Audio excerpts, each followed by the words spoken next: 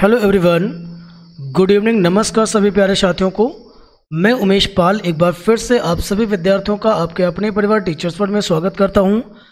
आशा है कि आप सभी स्वस्थ होंगे, मस्त होंगे और बिल्कुल सीटेट 7 जुलाई 2024 के लिए आप बहुत बेहतरीन तरीके से आप अपनी तैयारी में जुटे होंगे। उसी क्रम में आज हम लोग हिंदी पेडागोजी की क्लास करने वाले हैं। ठीक है, आप सब जानते हो कि सीटेट के एग्ज़ाम की तैयारी को बहुत मजबूत करने के लिए मैं आपके साथ आज हिंदी पेडागोजी की क्लास नंबर 8 को डिस्कस कर रहा हूँ। ये सब बहुत इंपॉर्टेंट क्वेश्चंस हैं, लगभग हर बार परीक्षा में आ रहे हैं। अच्छा, एक बात और भी है कि कोई भी क्वेश्चन आपका रिपीट नहीं होता सीटेट में, इस बात को ध्यान में आप रखोगे।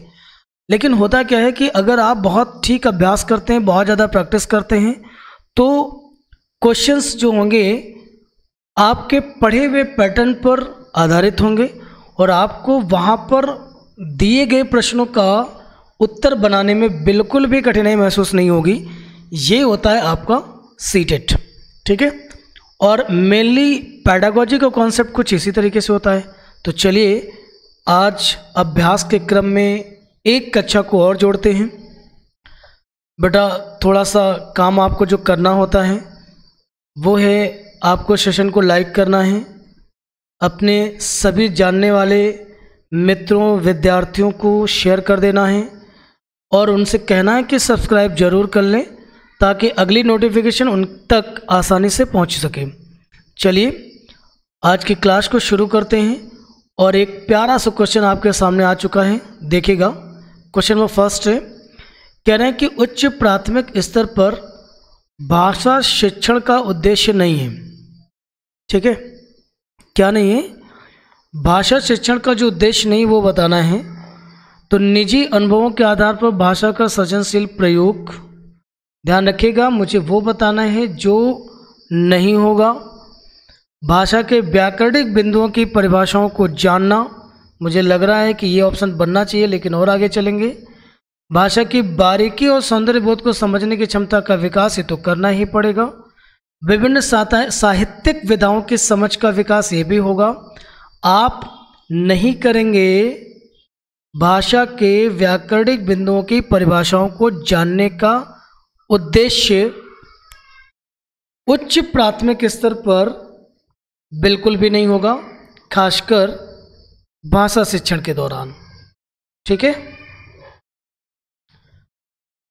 अगले क्वेश्चन पे हम लोग आएंगे। क्वेश्चन नंबर 2 को ध्यान से समझेंगे। भाषा अर्जित करने के संदर्भ में सर्वाधिक महत्वपूर्ण क्या है? ध्यान दीजिएगा, उत्तर उसे बनाना है जो सर्वाधिक महत्वपूर्ण होगा। ठीक है, देखिए, जो भाषिक पठन सामग्री का मतलब है कि रीडिंग करने के लिए जो भी मटेरियल होगा, देखिए ये इम्पोर्टेंट तो है। संचार माध्यम भी हमें भाषा सीखने में मदद करते हैं। विद्यालयी परीक्षा प्रक्रिया इसका लगभग औचित्य नहीं होता है। सर्वाधिक महत्वपूर्ण विषय जो आएगा वो होगा समृद्ध भाषा परिवेश। सो इस क्वेश्चन का सही उत्तर बन जाएगा ऑप्शन नंबर डी। अगले क्वेश्चन पे आएंगे। उम्मीद है आपको चीज़ें समझ में आ रही होंगी और जहाँ भी बेटा कोई दिक्कत हो आप कमेंट सेक्शन में आके कहिएगा, मैं चीज़ों का ध्यान रखूँगा। क्वेश्चन नंबर 3 आएंगे। भाषा कौशलों के बारे में आप किस विचार से सहमत हैं? आप कौशल जानते हो ना, भाषा कौशल कौन से होते हैं? भाषा कौशल होता है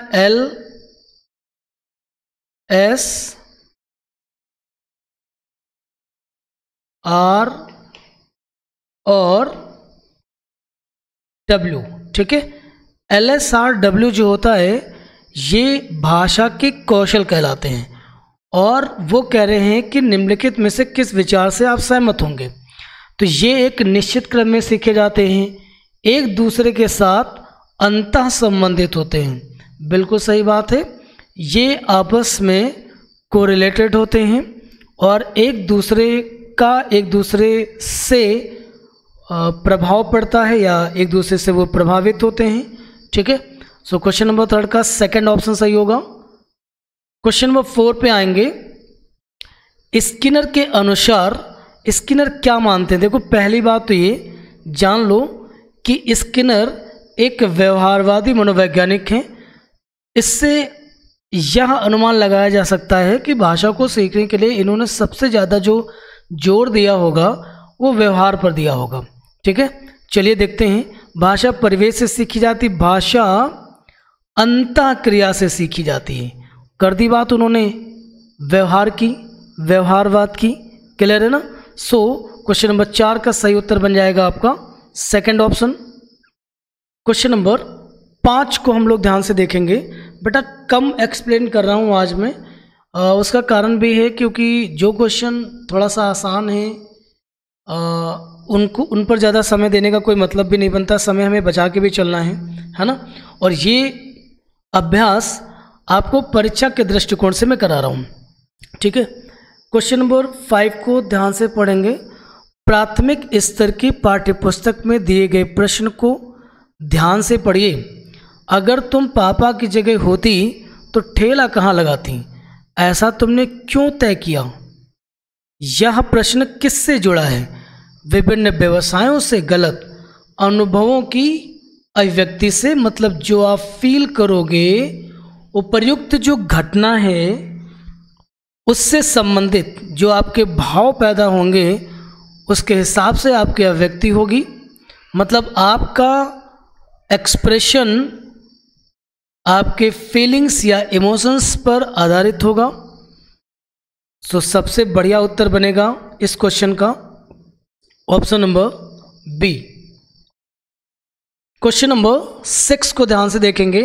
बेटा एक चीज़ और भी है, बता दूं मैं, जैसे कभी आपको उत्तर लगे कि आपका उत्तर कुछ और हो सकता था, आप अपने उत्तर से संतुष्ट नहीं हैं, हमारे उत्तर से संतुष्ट नहीं हैं, तो आप कमेंट बॉक्स में ज़रूर आके कहिएगा। मैं आपको उस चीज़ को एक्सप्लेन करूँगा। कोई भी चीज़ आपकी संदेह में नहीं छूटनी चाहिए। सीटेट में पेडागोजी के सेक्शन में या हिंदी में कंप्लीट 30 नंबर आपके होने चाहिए और होंगे अगर आप संपूर्ण अभ्यास हमारे साथ करेंगे तो। ठीक है, इस बात की गारंटी मैं ले सकता हूँ। और रही बात, अभी मैं पैसेज नहीं करा रहा हूँ, तो पैसेज में कराऊंगा और पैसेज को मैं सीधे ओरिजिनल पेपर से कराऊंगा ताकि आपको कॉम्प्रिहेंशन को मैं समझा सकूं कि कॉम्प्रिहेंशन कैसे किया जाता है। चलिए आइए। प्राथमिक स्तर पर पढ़ना सिखाने की शुरुआत करने के लिए आप किस सामग्री को सर्वाधिक महत्व देंगे? देखिए, अगर आप चाहते हैं कि बच्चे को हम रीडिंग कराना सिखाएं तो रीडिंग के लिए आपको लगता होगा कि अक्षर ज्ञान सबसे पहले कराया जाए, वर्णमाला के बारे में बताएं, बच्चों को सही से बोलना सिखाएं। देखिए ये सारी चीज़ें फ़िलहाल प्री प्राइमरी स्टैंडर्ड के लिए एक रोट लर्निंग की ओर ले जाती हैं और बच्चा एक थोड़े से समय के बाद, थोड़े दिन तो वो इन चीज़ों में इंटरेस्ट दिखाएगा, इसके बाद वो इसका इंटरेस्ट खो देगा। दूसरी बात है, इन सब बातों को करने के लिए आप बच्चे को जबरन बैठाओगे। एकमात्र पहलू है जिसमें बच्चा स्वयं तत्पर होकर के सीखेगा और मनोविज्ञान मानता है, साइकोलॉजी मानती है, आपका शिक्षण शास्त्र मानता है कि बच्चे को सीखने के लिए आपको तैयार करना है। उससे क्या होगा? लर्निंग अधिक इफेक्टिव होगी और लॉन्ग लास्टिंग हो जाएगी। ज़्यादा समय तक वो सीखे हुए ज्ञान को सुरक्षित रख पाएगा। तो ज़रूरी है रोचक कहानियों की ओर बच्चों की तरफ सबसे पहले ले जाएं। इससे उसके अंदर स्व अध्ययन की आदत विकसित हो पाएगी।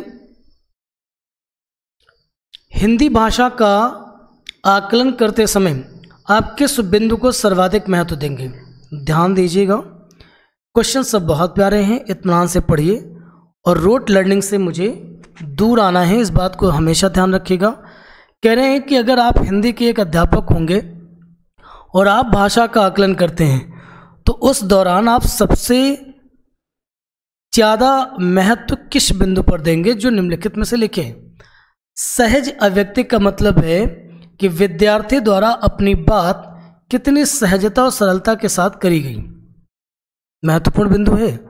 अलंकारिक भाषा, भाषा में कितने ज़्यादा अलंकार प्रयोग करे गए हैं? तो देखो ये एक वो विषय है जहाँ पर बच्चा अलंकार को याद करके उस तथ्य को वहाँ पर पेस्ट कर सकता है।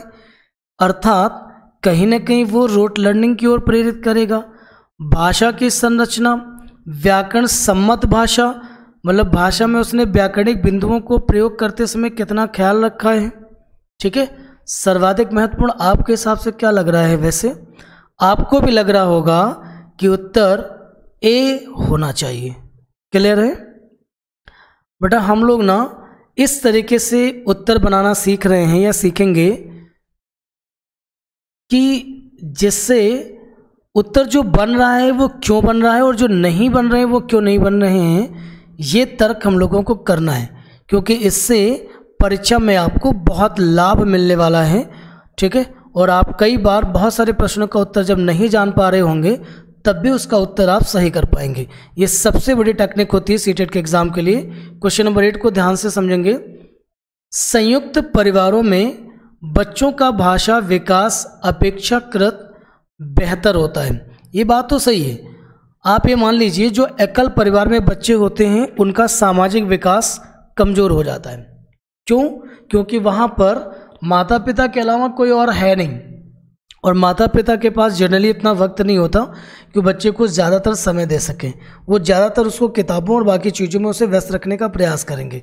घर में दादा दादी या दूसरे सदस्यों का होना आवश्यक होगा, तभी बच्चे का सही रूप में सामाजिकरण हो पाता है। और सामाजिकरण के साथ में ही बच्चे का क्या होगा? भाषा विकास। कैसे होता है? परस्पर अंतःक्रिया से। भाई ज़्यादा लोग घर में होंगे तो ज़्यादा लोगों से वो इंटरेक्ट करेगा, ज़्यादा लोगों के कनेक्शन में आएगा, और धीरे धीरे उसे भाषा के शब्दों का प्रयोग करने के अवसर क्या मिलेंगे? ज़्यादा मिलेंगे। ठीक है, इसलिए उसको सीखने के अवसर अधिक मिल जाएंगे। तो अपेक्षाकृत भाषा विकास एकल परिवार से अधिक होगा, अच्छा होगा। पोर्टफोलियो देखिएगा। पोर्टफोलियो में एक चीज़ समझ लीजिए, जिन विद्यार्थियों को बेटा पोर्टफोलियो क्या होता नहीं पता है, आप सिंपल सी बात समझ लो कि पोर्टफोलियो एक प्रकार का एक थैला होता है, बैग होता है, जिसमें किसी भी पर्टिकुलर विद्यार्थी के संबंधित कंप्लीट डेटा रखा जाता है, और डे बाय डे की उसकी जो प्रोग्रेस होती है उसको भी उसमें लिखा जाता है। मतलब मान लीजिए कोई बच्चा आज हमारे विद्यालय आया हुआ है ना, आज से लेकर के और अगले 3 महीने तक वो कितना उसके प्रगति में, उसके व्यवहार में परिवर्तन हुआ है, कितना चेंज आया उसके अंदर। अगर उस व्यक्ति में चेंज आया है उसके व्यवहार में, तो सिंपल सी बात है कि हमारे विद्यालय के परिवेश में वो बच्चा सीख रहा है, क्योंकि सीखना व्यवहार में परिवर्तन है। आपको बात समझ में आ गई होगी। पोर्टफोलियो क्या चीज़ है? क्या है? क्रमिक प्रगति का आकलन करने में सर्वाधिक सहायक होगा। ठीक है, पोर्टफोलियो सबसे बेहतरीन व्यवस्था होती है आकलन के लिए। क्वेश्चन नंबर 10 को देखेंगे। अधिकतर बच्चे स्कूल की शिक्षा की शुरुआत से पहले ही भाषा की चुनौतियों, जटिलताओं क्या रखना है, देखना है, और अवसरों को आत्मसात कर पूर्ण भाषिक क्षमता रखते हैं। देखिए, जब भी बच्चा इस तरीके का क्वेश्चन मिले तो इसका उत्तर आप तय नहीं कर पाओगे। इनमें से एक एक ऑप्शन उठा के यहाँ फिट कीजिएगा, आपको मिल जाएगा। देखो, मैं आपको बता रहा हूँ, ये उत्तर नहीं बनेगा। क्यों? क्योंकि मानक लिखा हुआ है ना, और मानकों को आत्मसात कर पूर्ण भाषिक क्षमता नहीं रखेंगे, नियम नहीं आएंगे। ठीक है, आइए चलो फर्स्ट वाले को लगाते हैं। अधिकतर बच्चे स्कूल की शिक्षा की शुरुआत से पहले ही भाषा की चुनौतियों और अवसरों को आत्मसात कर पूर्ण भाषिक क्षमता रखते हैं। सबसे बढ़िया ऑप्शन है। अगले क्वेश्चन पे आ रहे हैं। क्वेश्चन नंबर 11 को ठीक से देखेंगे। उच्च प्राथमिक स्तर पर पाठ्य पुस्तकों में हिंदीतर भाषा को ही जगह मिलनी चाहिए ताकि बच्चे क्या सीखें? भाषा के विभिन्न रंगतों से परिचित हो सकें। बहुत प्यारी बात लिखी है। हिंदीतर भाषी साहित्यकारों से परिचित हो सकेंगे, बढ़िया बात है। सामाजिक सांस्कृतिक व्यवस्था से परिचित हो सकेंगे, ये भी बढ़िया है। इसका उत्तर क्या बनेगा आपका? ऑप्शन नंबर डी, क्योंकि उच्च प्राथमिक स्तर पर पाठ्य पुस्तकों में हिंदीतर भाषा को जगह मिलने चाहिए ताकि भाषा की विभिन्न कलाओं के संबंध में बच्चों को जानकारी मिल सके और ध्यान रखिएगा, भाषा हमेशा अपनी संस्कृति से संबद्ध होती है, कनेक्टेड होती है। ठीक है, इसलिए ऑप्शन नंबर सी भी सही हो जाता है। तो तीनों सही हो जाएंगे तो उत्तर बन जाएगा आपका option number D. Question number 12 को ध्यान से देखेंगे। कहने की कविता में कई बार अभी भी का प्रयोग करके बातें रची गई हैं। बिना रुके चलने वाले किसी काम का भाव निकल रहा है या नहीं, प्रश्न किसकी ओर संकेत करता है? ठीक है, व्याकरणिक ज्ञान, भाषा की बारीकी, व्याकरण की परिभाषा, संरचना। उत्तर बनेगा आपका भाषा की बारीकी। क्वेश्चन पढ़ेंगे, समझ आ जाएगा। कविता में अभी अभी, कई बार अभी भी का प्रयोग करके बातें रचाई गई हैं। बिना रुके चलने वाले किसी काम के भाव निकल रहा है या नहीं निकल रहा है, प्रश्न किसकी ओर संकेत कर रहा है? भाषा की बारीकियों की ओर संकेत कर रहा है। ठीक है, क्वेश्चन नंबर 13 बहुत प्यारा क्वेश्चन है। गणित है, विज्ञान आदि विषयों की कक्षाओं में भी बच्चे भाषा सीखते हैं या विचार कैसा है? देखिए, कोई भी विषय हो बिना भाषा के तो नहीं होगा, पहली बात। दूसरी बात यह है कि हर विषय की अपनी एक भाषा होती है, लेकिन भाषा तो होती है ना। तो मतलब भाषा की पुस्तक से तो हम भाषा सीखेंगे ही, और जो विषय भाषा के नहीं हैं उनसे भी हम भाषा सीखते हैं। तो ये कथन कैसा है? पूर्णतया सत्य होगा कि गणित, विज्ञान आदि विषयों की कक्षाओं में भी बच्चे भाषा सीखते हैं। क्वेश्चन नंबर 14 पर आ चुके हैं, ध्यान से देखेंगे। उच्च प्राथमिक स्तर पर भाषा सीखने में पाठ्य पुस्तक के अतिरिक्त कौन सी संसाधन सामग्री सर्वाधिक महत्वपूर्ण है? थोड़ा ध्यान देंगे आप। कह रहे हैं कि उच्च प्राथमिक स्तर पर भाषा सीखने में पाठ्य पुस्तक के अतिरिक्त अलावा कौन सी संसाधन सामग्री महत्वपूर्ण है? तो देखिए, पाठ्य पुस्तक तो इम्पोर्टेंट होगी ही, क्या इम्पोर्टेंट नहीं होगा? उसके अलावा क्या हो सकता है इम्पोर्टेंट, मुझे ये ध्यान रखना है। तो उसमें से आपका सही उत्तर बन जाता है आयु के अनुरूप साहित्य। मतलब बच्चे जिस एज में हैं उनको उस स्तर का साहित्य मिलना चाहिए। ठीक है, देखिए, साहित्य पढ़ने से बच्चों को संस्कार, संस्कृति, भाषा की नियमबद्धता, क्रमबद्धता, उसकी प्रकृति, उसका भाव, बहुत सारी चीज़ें सीखने को मिलती हैं। साहित्य सीखना बहुत ज़रूरी चीज़ होती है। क्वेश्चन नंबर 15 लास्ट को बेटा ध्यान से पढ़ेंगे। समावेशी कक्षा में बच्चों की आवश्यकताओं को पूरा करने में भाषा शिक्षक के रूप में आपकी मुख्य जिम्मेदारी नहीं है। ध्यान देना, जो नहीं है हमको वो बताना है। परीक्षा में आपके कई प्रश्न इससे गलत हो सकेंगे, क्योंकि नहीं पर आपका ध्यान नहीं जाएगा और आपको उसे ध्यान में रखना होगा। मुझे एक बार क्वेश्चन को पढ़ लेना चाहिए क्योंकि क्वेश्चन छूट चुका है। समावेशी कक्षा में, समावेशी कक्षा आप समझते ही हो, बच्चों की आवश्यकताओं को पूरा करने में भाषा शिक्षक के रूप में आपकी मुख्य जिम्मेदारी नहीं है। तो देखिए, सबसे पहले जो हैं उनको देख लेते हैं। विभिन्न आवश्यकताओं वाले बच्चे, भाई देखो उसमें सभी प्रकार के बच्चे एक साथ बैठ के पढ़ रहे होते हैं ना, इसीलिए कहा गया कि विभिन्न आवश्यकताओं वाले बच्चों के लिए उपलब्ध संसाधनों की खोज करना, ये तो करेंगे आप। बच्चों की भाषा संबंधी क्षमताओं की पहचान करना, ये आपकी जिम्मेदारी होगी। बच्चों के विभिन्न प्रकार के दृश्य श्रव्य सामग्री उपलब्ध कराना, ये आपकी नैतिक जिम्मेदारी है। तो फिर ऑप्शन डी इसका उत्तर बन जाएगा। बच्चों का आकलन करते समय उदार नहीं होंगे, अति उदार नहीं होंगे। मतलब अगर कोई बच्चा किसी स्तर में या परीक्षा में कम लिखता है ना, कम कर पाता है, तो ऐसा नहीं करना है कि अपनी तरफ से किसी प्रकार की अनुचित मदद उसके साथ हम कर दें। इससे उसका बौद्धिक स्तर कमज़ोर हो जाएगा और वो प्रयास नहीं करेगा। तो आशा है कि आपको आज का सेशन पसंद आएगा और सारे के सारे बेहतरीन क्वेश्चंस लगे हैं, काफ़ी बार पूछे जा चुके हैं और एक बात बच्चा बहुत ध्यान रखना है कि आपको पास होने से या यूं समझ लीजिए कि बहुत अच्छा स्कोर करने से एक ही चीज़ है जो रामबाण सिद्ध हो सकती है, वो है आपका अभ्यास।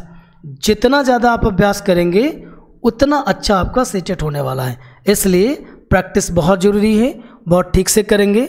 और बाकी में प्रैक्टिस पर पूरा ध्यान मैंने लगा रखा है। चलिए आज के क्लास को मैं यहीं पर वाइंड अप करूँगा और अगली क्लास आपको मैथ्स करने वाला हूँ। ठीक है, थैंक यू सो मच।